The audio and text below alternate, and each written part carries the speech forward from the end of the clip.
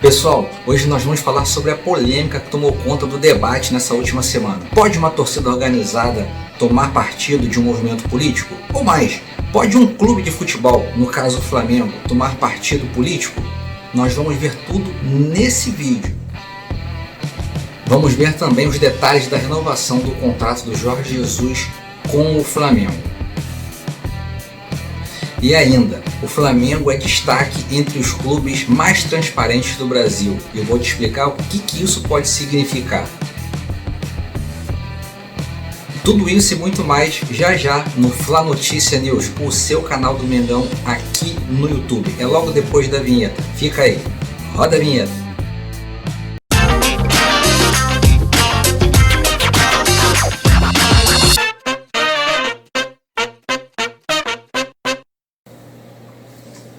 Fala, nação rubro-negra, sejam bem-vindos a mais um Fla Notícia News, o canal que te leva além da notícia. Eu sou Alexandre Dias e estou convidando você para que a partir de agora a gente possa comentar juntos as principais notícias do Flamengo que foram veiculadas na imprensa nos últimos dias. Então já aproveita, se inscreve aqui no canal, dê o seu like, compartilhe os vídeos do canal com a nação rubro-negra, acione aí o sininho da notificação para receber os nossos vídeos toda vez que a gente colocar vídeos novos no canal. Pessoal, isso ajuda bastante o nosso trabalho, beleza? Então, sem maiores delongas, vamos para as nossas notícias. Pessoal, eu quero tratar com vocês agora, inicialmente, sobre essa polêmica toda que tomou conta das redes sociais aí, vem tomando conta das redes sociais, que é a participação de torcidas organizadas em movimentos políticos. O questionamento que se faz é: torcidas organizadas podem participar de movimentos políticos? Mais ainda, um clube de futebol como o Flamengo pode participar? Pode tomar parte em determinado movimento político? Eu entendo que para te responder essas duas perguntas, a gente precisa primeiro de ter algumas noções básicas, bem básicas, sobre política.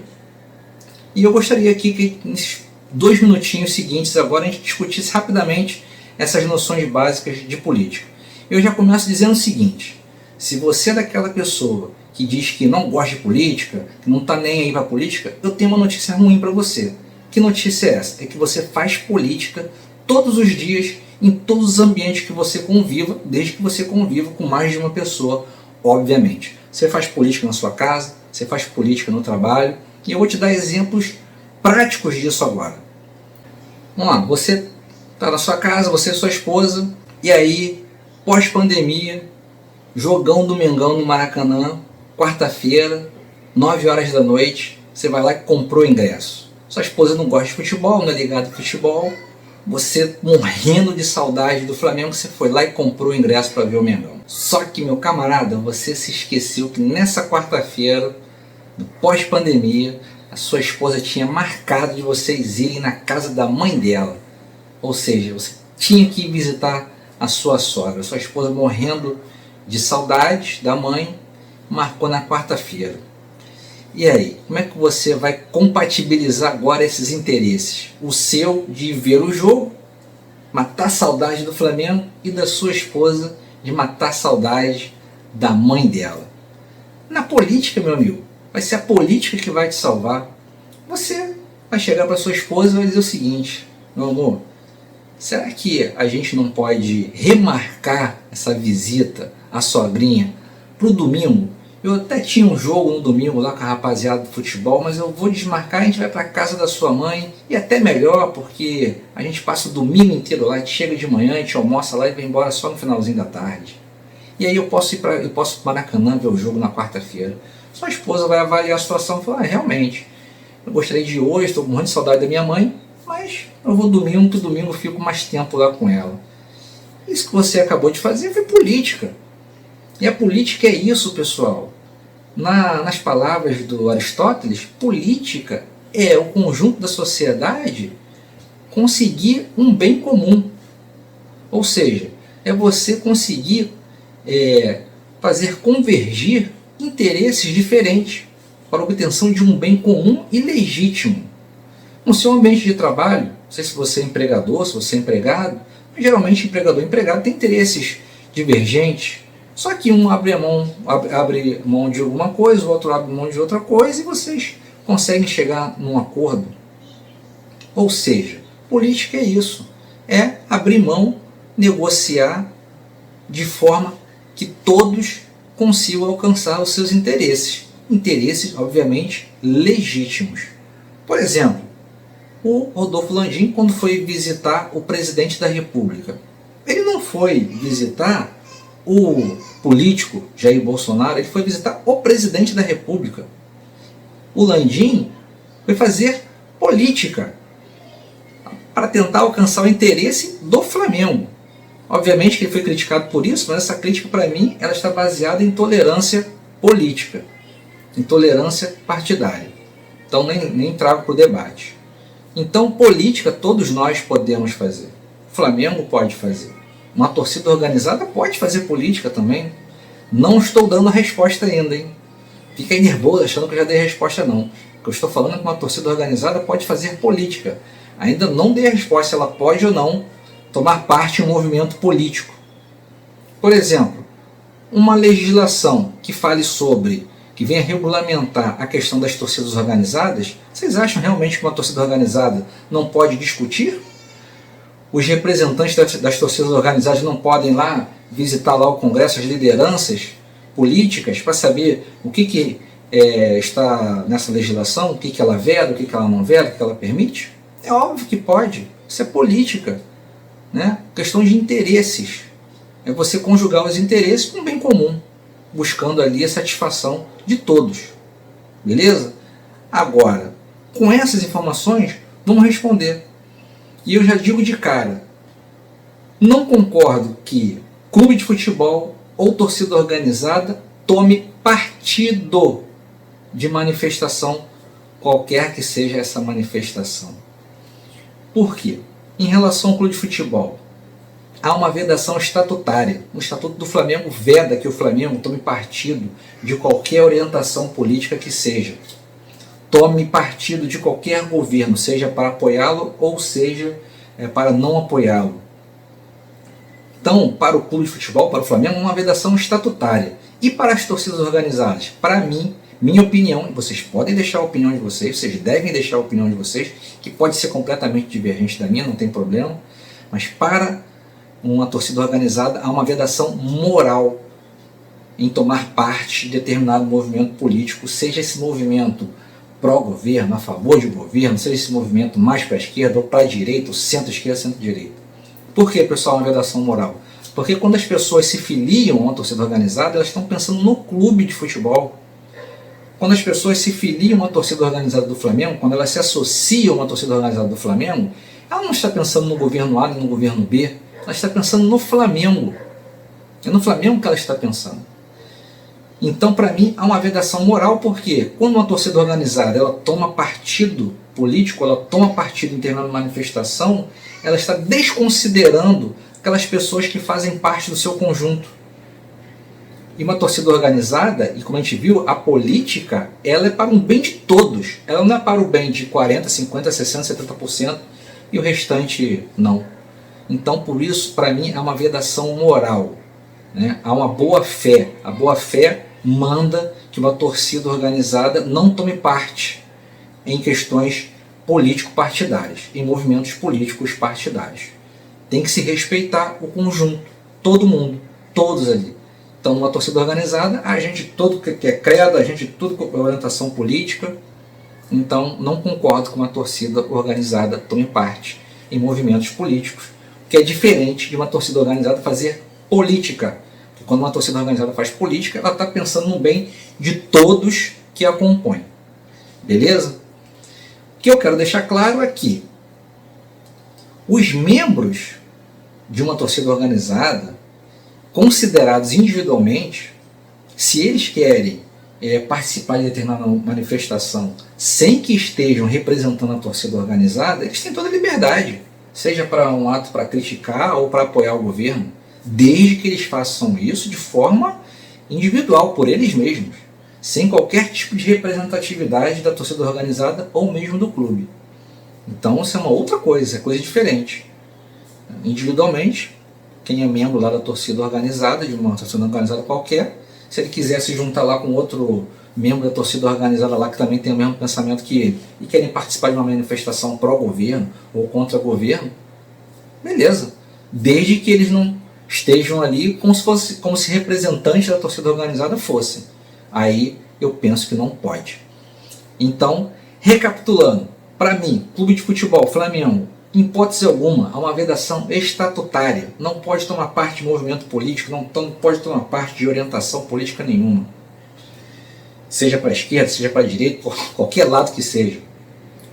Torcida organizada, para mim é uma vedação, embora não haja uma vedação estatutária, é uma vedação moral. Não pode tomar parte em movimento político, pelos motivos que eu já expus.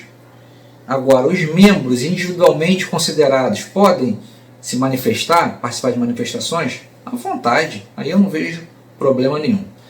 Então, pessoal, essa é a minha opinião. Vocês deixem a opinião de vocês aí, repetindo, podem discordar de mim, mas não precisa me xingar, né? É só discordar, expõe seus motivos porque vocês discordam. E bom, pessoal, um outro assunto que eu gostaria de conversar com vocês é que, segundo o levantamento feito pelo Globoesporte.com, o Flamengo é um dos destaques entre os clubes mais transparentes do futebol brasileiro. O Flamengo ficou em quarto lugar, com 8 pontos, e essa pontuação vai de 0 a 10, o Flamengo ficou em quarto lugar com 8 pontos, mas era para ser 10, é que o Globoesporte.com forçou uma barra, era para ser 10. Esse levantamento ele leva em conta se o clube publicou o seu balanço anual, se o clube publicou os balancetes, leva em consideração se o clube passou por uma auditoria externa. O que é auditoria, pessoal? É uma pessoa, né, ou uma empresa que não tem vínculo nenhum com o Flamengo, ela faz a verificação dos dados contábeis, né, do Flamengo para verificar se tudo aquilo está respeitando a lei, está respeitando as normas contábeis. O Flamengo passa por auditorias e leva em consideração um monte de coisa. Isso é importante? Pô, muito importante. Qual a consequência de você ter um clube altamente transparente? Investimento, pessoal. Você acha que a Amazon, por exemplo, ela investiria no Corinthians? O Corinthians ficou lá embaixo nessa lista. A Amazon não quer ligar o nome dela, não quer ter relação com algum clube ou com qualquer outra instituição que não respeite as melhores práticas do mercado. É óbvio que não. Isso importa, por exemplo, em obtenção de crédito, linhas de crédito. O Flamengo acabou de garantir mais uma linha de crédito, o Flamengo não tomou o crédito, ele garantiu mais uma linha de crédito no valor de 40 milhões, justamente porque é um clube transparente, ou seja, você vai emprestar dinheiro para alguém que você não sabe quanto que ganha, quanto que gasta, você não vai emprestar. E é assim que as instituições financeiras também trabalham. Então o Flamengo despontando aí, junto com mais outros 3 clubes, como os principais clubes ou os clubes mais transparentes do futebol brasileiro. E aí vem aquela imprensa antiflamenguista querer falar, espernear, não adianta. O Flamengo está sempre despontando, está sempre inovando. Então, Flamengo, um dos clubes mais transparentes do futebol brasileiro, pessoal. Bom, pessoal, e por último, a renovação do contrato do JJ, do nosso Jorge Jesus, finalmente renovou com o Flamengo, e eu vou passar para vocês agora alguns detalhes desse contrato. Eu percebi nas redes sociais que tem muita gente preocupada, será que vale a pena, será que não vale a pena, quantidade de dinheiro. Bom, pessoal, é difícil dizer agora, né? Bom, se a gente for pensar no que ele já fez, vale muito a pena. Só que vamos lembrar que a gente está fazendo um contrato para frente, né? Eu acredito muito no trabalho de Jorge Jesus, na minha opinião vale a pena, deixa a opinião de vocês aí se vale ou não vale a pena, mas certo é que é o futuro que vai dizer, né? Em relação ao contrato em si, alguns detalhes. Bom, é um contrato curto, né? Um contrato de 1 ano, vai até junho de 2021.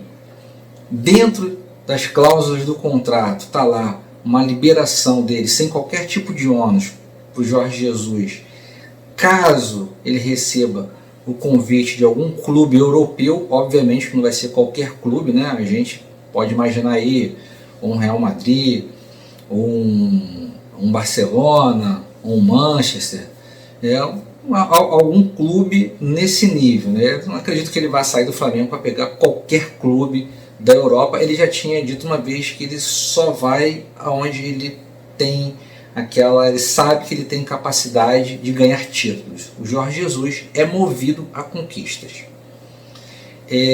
Um outro detalhe é o valor, né, principal, né? O valor é de 4 milhões de euros, que hoje está rodando perto dos 20 milhões, 22 milhões de reais. Vamos lembrar que no início, na pré-pandemia, ele tinha pedido algo em torno de 6 milhões e meio de euros, né? Só que aí seria uma cotação fixa, uma cotação lá de dezembro, e agora não, agora são 4 milhões, pô, caiu bastante, com a cotação variável, flutuante. O que isso quer dizer? Ele vai receber o salário dele em euro, e naquele dia, por exemplo, vamos supor que ele receba todo dia 30, então lá no dia 30 de julho agora, quando ele receber, ele vai receber com o valor do euro daquele dia. Se o euro tiver 10 reais, bom, o Flamengo vai ter que pagar ali cada euro valendo 10 reais. Contrapartida, se o euro cair, estiver valendo 2 reais, ele vai receber menos. Então, os clubes chegaram mais ou menos a esse acordo em relação ao valor do contrato. 4 milhões de euros por um ano para o Jorge Jesus e sua comissão técnica. Um outro ponto desse contrato, pessoal, é que o Jorge Jesus e o Flamengo mantiveram a questão da premiação nos mesmos moldes que foi em 2019. Ou seja, caso de conquista do Brasileirão, né, 9 milhões de reais. Em caso de conquista do tricampeonato da Libertadores da América, mais 9 milhões de reais. E no caso de conquista do Mundial, que nós vamos conquistar o Mundial, aí é uma outra negociação. Então, pessoal, vamos ficar tranquilo, né? O Flamengo tem toda a capacidade de fazer esses pagamentos. Como a gente falou agora há pouco, a questão da transparência. O Flamengo é um time muito viável, é o time brasileiro que tem maior viabilidade em termos financeiros e econômicos. Então, tem muita gente aí preocupada com a questão financeira do Flamengo. Hoje o goleiro Veloso, né, do Palmeiras. Hoje o Denilson deu uma outra declaração dizendo que achou uma barbaridade. O Theo José, essa galera todinha aí, sempre torcendo contra. Não adianta. Jorge Jesus renovou, e que os nossos adversários se preparem, porque a covardia vai continuar em 2020. Pessoal, são essas as notícias que eu queria passar para vocês. A gente se vê num próximo vídeo. E repetindo, se inscreve aí no canal, vocês estão ajudando bastante, o canal está crescendo, devagarinho, mas está crescendo. Então se inscreva aí, é um clique só, deixe o seu like, compartilhe os vídeos do canal e acione aí as notificações para receber os nossos vídeos. Falou, galera? Um forte abraço, até o próximo vídeo. Tchau!